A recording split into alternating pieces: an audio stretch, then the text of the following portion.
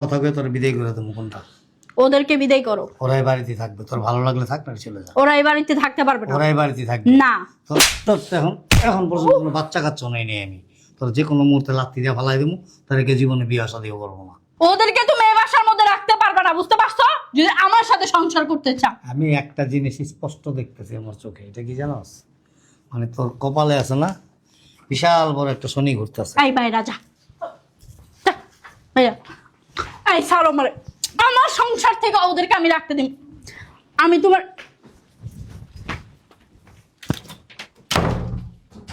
এটা খুলতে বলছি। তালাও মেরা দিছি, এই যে চাবি।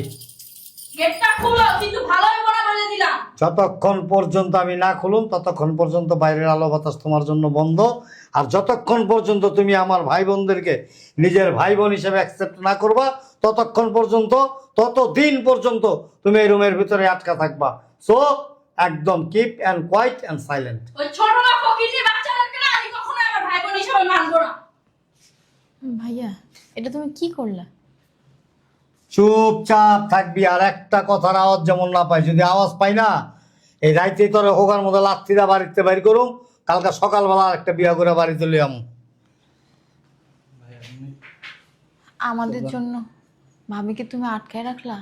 ওরা ওরা আছে না, ও আমারে মানে জিম্মি বানায় ফেলছে। জিম্মি বানাইছে এই কারণে, কারণ ওর আর আমার বয়সের মধ্যে কিন্তু অনেক ডিফারেন্স, তাই না? ও ভাবছে যে আমি তো অল্প বয়সী মেয়ে, আর আমার হাজব্যান্ড তো একটু বয়স, আমি যেভাবে নাচামু সেভাবে নাচবে, আমি যেভাবে চালাবো সেভাবে চলবে। আর ওর ফ্যামিলি আছে না, এই ফ্যামিলিটাও এরকম টাকার লোভে আমার কাছে বিয়ে দিয়ে দিছে। ঠিক আছে, তো টেনশন করিস না। ওই কেন, ওর চাইতে আরও আরও আরও সুন্দরী মেয়েরা আছে না, আমার কোনোদিন ট্র্যাপে ফেলাইতে পারবো না।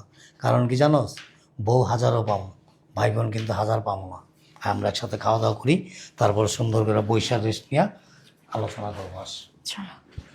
যা হাঁটস না কে, খাস না দেশে।